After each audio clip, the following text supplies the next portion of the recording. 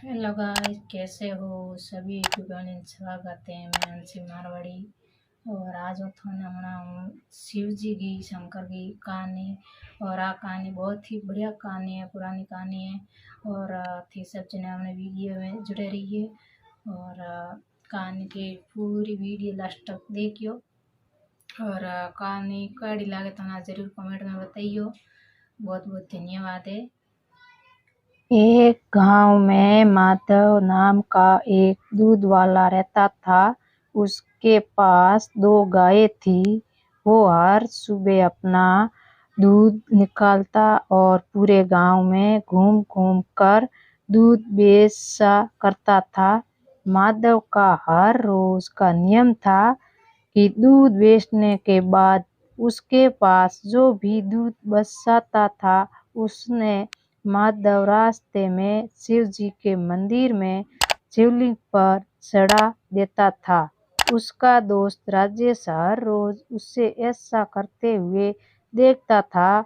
एक दिन उसके मित्र राजेश सर ने उसने पूछा कि तू इतनी मेहनत से पूरे गांव में दूध बेचता है, फिर जो दूध बचा जाता है उसे शिवलिंग पर क्यों चढ़ा देता है?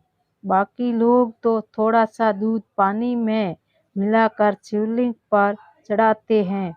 तुम भी बाकी बचे हुए दूध का दही, पनीर और घी बनाकर बाजार में बेचा करो।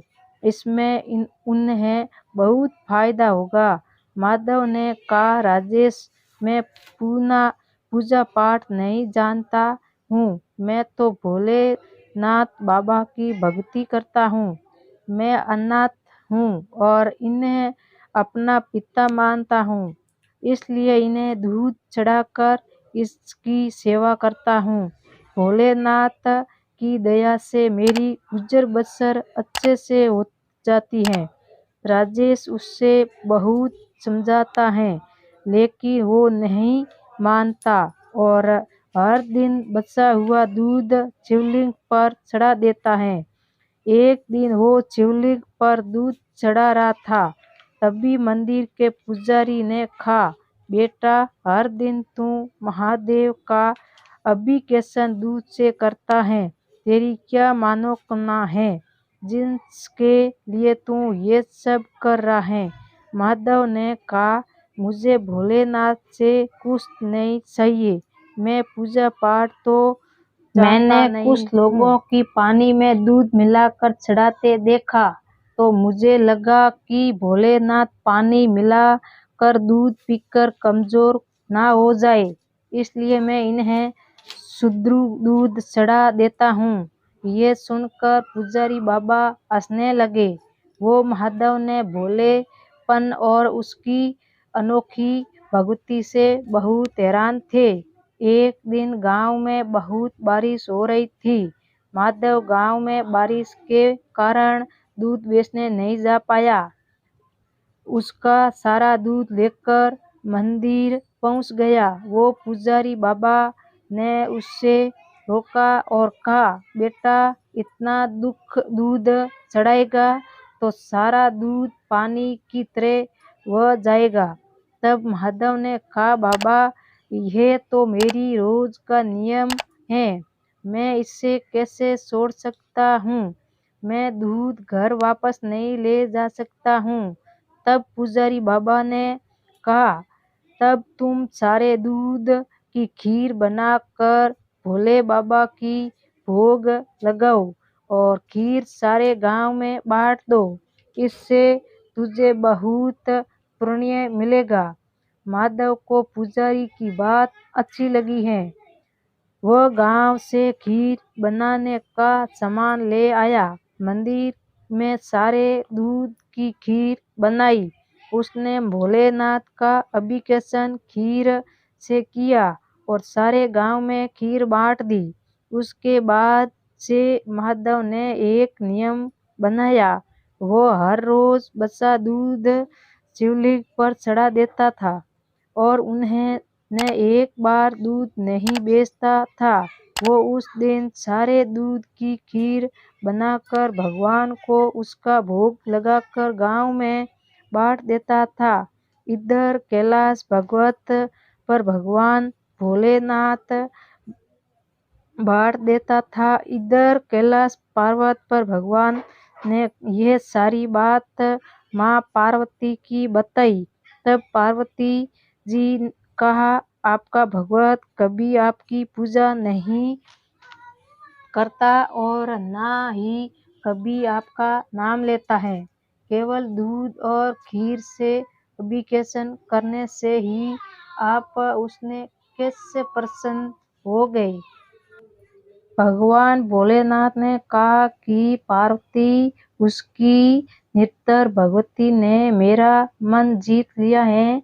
इस संसार ने हर कोई मेरी भक्ति और पूजा किसी कामना से करता है, लेकिन मेरा यह भगवत मुझे अपना पिता मानकर मेरी पूजा करता है और यह मेरी चिंता करता है कि कहीं पानी मिलने और दूध से मैं कमजोर ना हो जाऊं, इसलिए ये है मेरा अभिषेक सिंधु दूध से करता है।